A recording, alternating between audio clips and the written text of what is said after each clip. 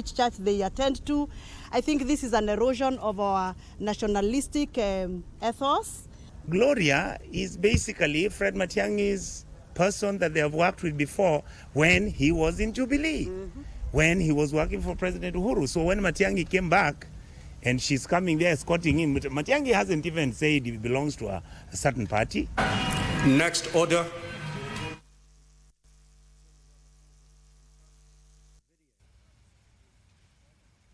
Elsewhere, the Ethics and Anti-Corruption Commission EACC has defended its recent operation in Kitale that saw the arrest of Trans Nzoia Governor, that is George Natembeya.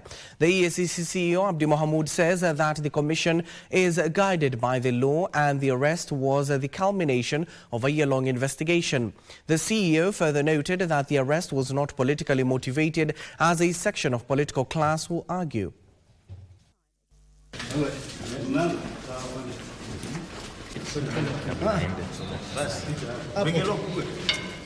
The Ethics and Anti-Corruption Commission EACC says the politicization of Governor Natembeya's arrest is aimed at hampering the fight against corruption. What happened was very unfortunate because certain politicians incited youth who were there at that time. They attacked our officers. They destroyed public vehicles. EACC CEO Abdi Mohamud says the commission has been on a year-long probe of financial mismanagement in Trans Nzoia County. The DCI and the EACC are currently conducting investigations to determine what actually happened on that very day, a very unfortunate incident which we should discourage.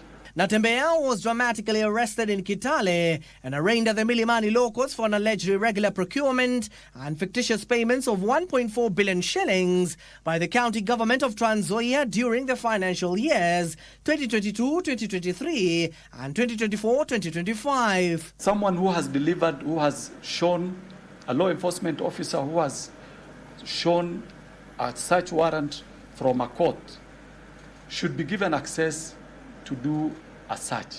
The government has cautioned against interfering with independent institutions. Do we really know what we want as Kenyans? Because when the EACC steps out and moves in, people say, oh, there is witch hunt. When they retreat to their offices and try to, first of all, understand, get to know by investigating, getting documents for 3-4 months, then people say, yes, it is dead. EACC has cast its net wider in pursuit of some 460 million shillings worth of wages and salaries earned by public servants holding fake academic papers. When we started in this process, we thought we were going to deal with a few people here and there. But we have come to the place where we realize that this is actually a pandemic. For the few cases that we've investigated, the amount of money we are looking at to recover currently is in the upward of 460 million Kenya shillings. Salaries that were earned by people illegally. Out of about 53,000 certificates verified by different learning institutions, over 2,500 continuously, we are heading to 3,000, have been found to be forged. Let us not allow people to come on board, work for several years, create damage and salaries that they don't deserve, and then thereafter we go for them. The head of public service, Felix Koskei, has called upon the Public Service Commission and EACC to go after the employers who are onboarding the said individuals. EACC CEO Abdi Mohamud has revealed that over 20 counties are being investigated, and he has revealed that in the coming days the said devolved heads, including county officials, are set to face charges leveled against them in the corridors of justice.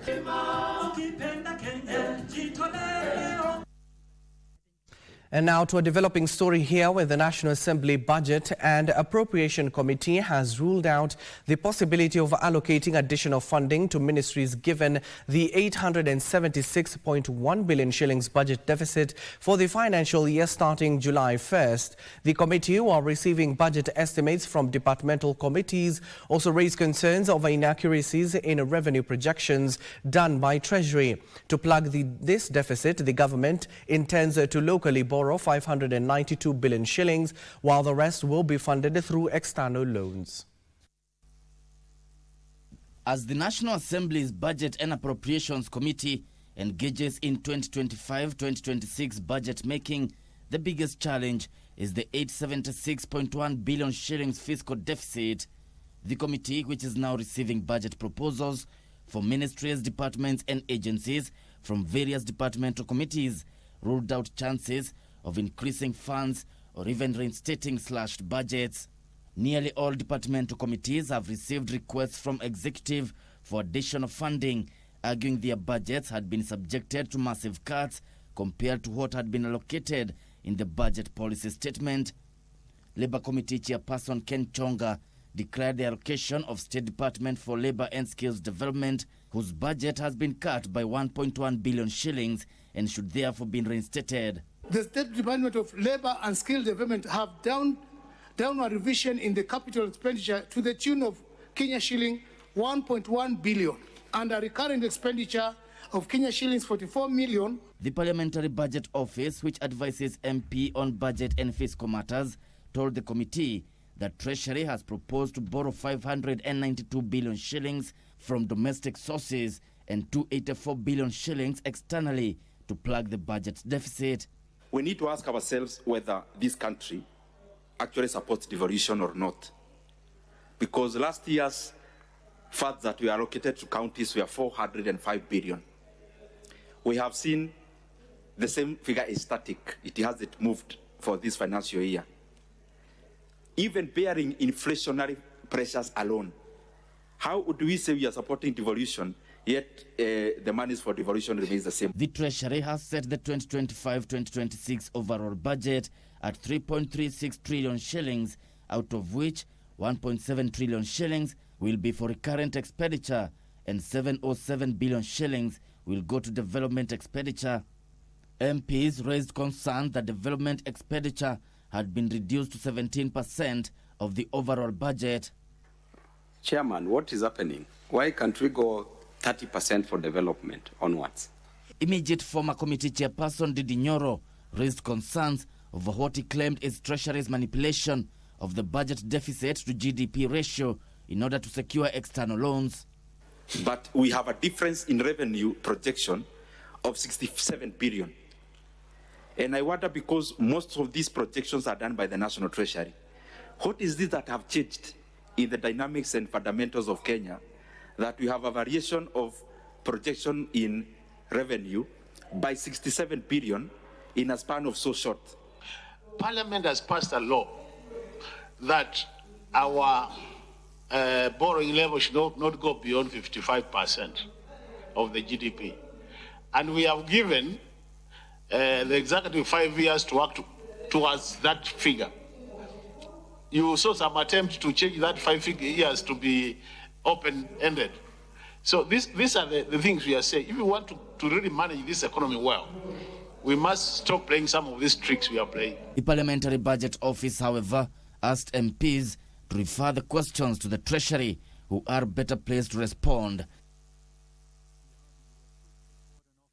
And of course, the focus will be on how the government has shared that particular revenue or the budget itself for the 2025-2026 from the National Assembly, that is a Parliament, as well as a Judiciary, and finally the Executive. Those breakdown we'll have for you in our subsequent bulletins. Now, a section of health workers' unions is demanding an apology from the Inspector General of Police, Douglas Kanja, over what they term as police brutality meted against their members who held demonstration in Nairobi on Tuesday.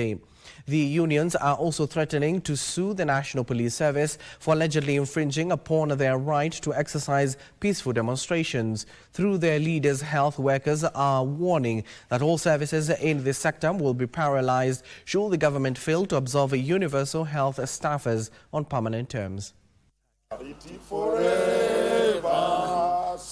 The push and pull between health workers' unions and national government persisted on Wednesday, with union leaders accusing the government of orchestrating the stalemate, which threatens to derail universal health coverage by discriminating and ignoring their plight. It is actually ironical that a government would be saying they're employing people to help them implement the universal health coverage, but on the other hand, they deny them their rights. When these healthcare workers were recruited, they were recruited with other cadres, the doctors. As we are speaking, the doctors got P&P and they are comfortably working.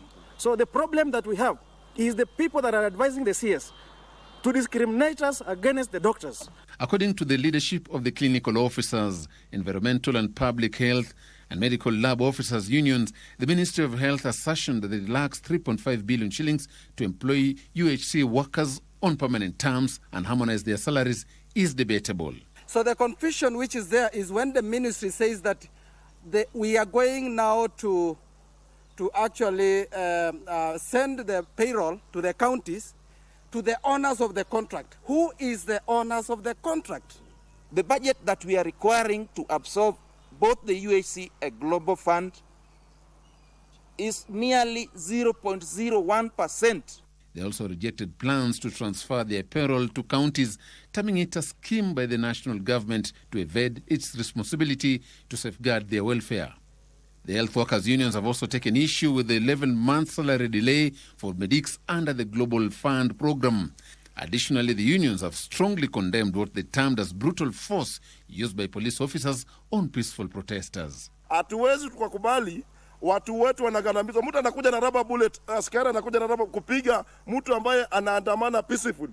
And we are giving them 14 days. If we don't have a report on the action that has been taken on the officers, we are going to sue the IG so that they can pay the damages. Viva health workers, viva!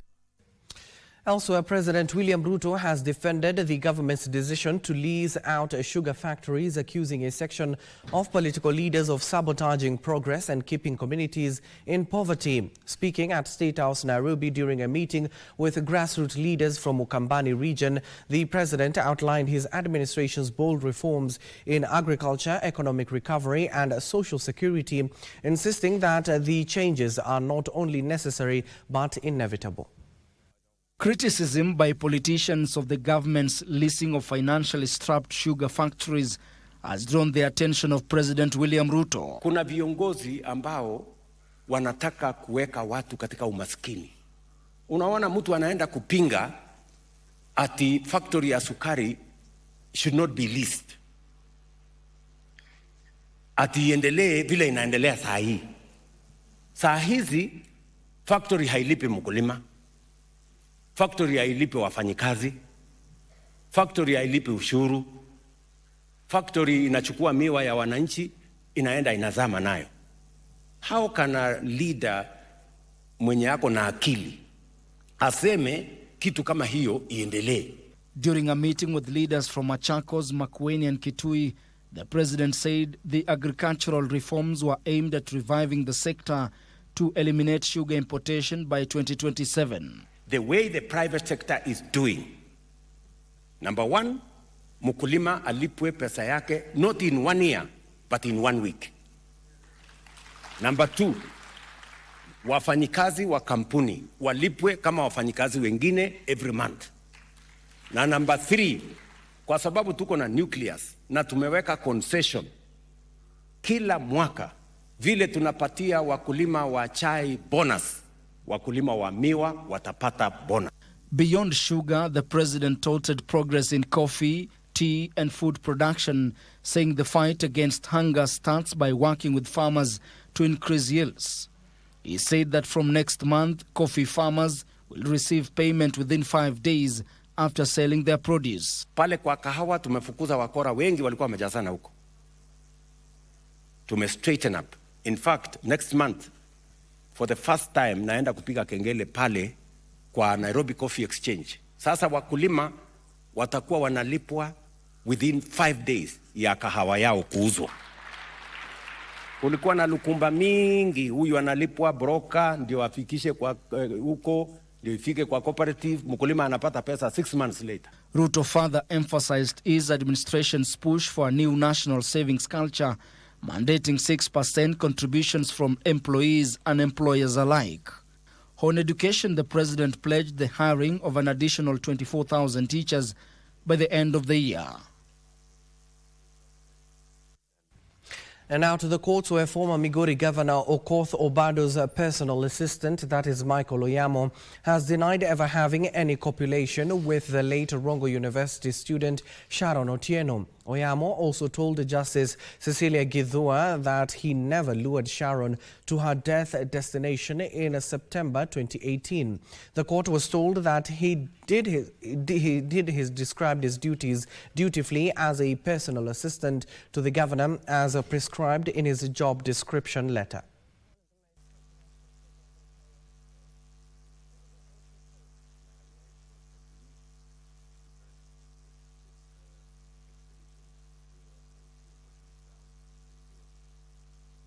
In 2018, she called me and insisted to meet me, and I also insisted to know why.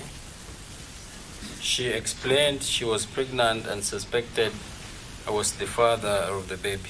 The she you're talking about here is who? The late Sharon. So therefore the question, Mr. Oyama, is, did you ever have sexual intercourse with Sharon? No.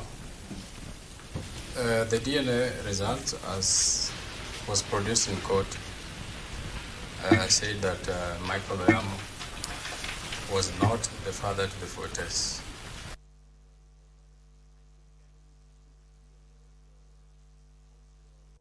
Now, a total of 578 cases of femicide were reported in the country during the year 2024, a spike from 535 reported in 2023. This is according to a data tabled before the Senate by the Gender Cabinet Secretary Hannah Wendort of Gender at the Senate on Wednesday. The statistics paint a grim picture of persistent gender-based violence-related cases and institutional weakness in addressing the crisis.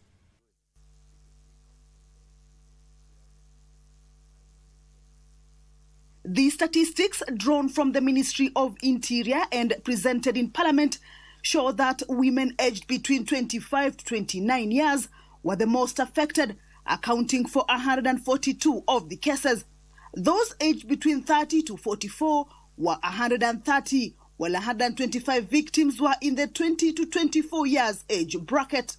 Cabinet Secretary for Gender Hannah Wendort, while appearing before the Senate on Wednesday, said despite the existence of progressive laws, obstacles prevent their enforcement, undermining efforts to protect survivors, hold perpetrators to account, and end the vice. Lack of coordination between police, judiciary, health and social services top the challenges. This fragmentation results in inconsistent responses and delays in case processing and inadequate survivor support. Under-resourced critical infrastructure such as gender desks, forensic labs, and police stations, coupled with poor data management, were also cited as obstacles. Many police officers, prosecutors, and judicial officers lack specialized training in handling GBV cases. This leads to mishandling of evidence, insensitive treatment of survivors, and poor case outcomes.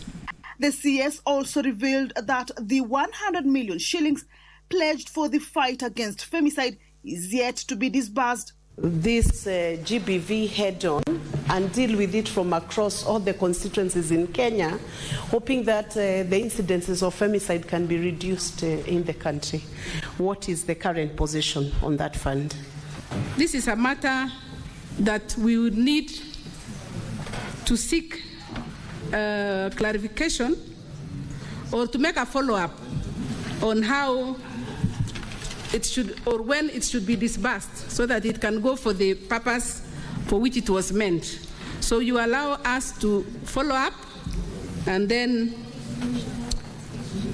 be able to report back or ensure that it is disbursed. We don't have to wait until we come back here. Currently, the country has 12 specialized courts on GBV, even as the ministry called for increased funding to effectively operationalize GBV protection centers. Wendort said the ministry will use a multi-stakeholder approach to implement recommendations of the Presidential Task Force on GBV and Femicide.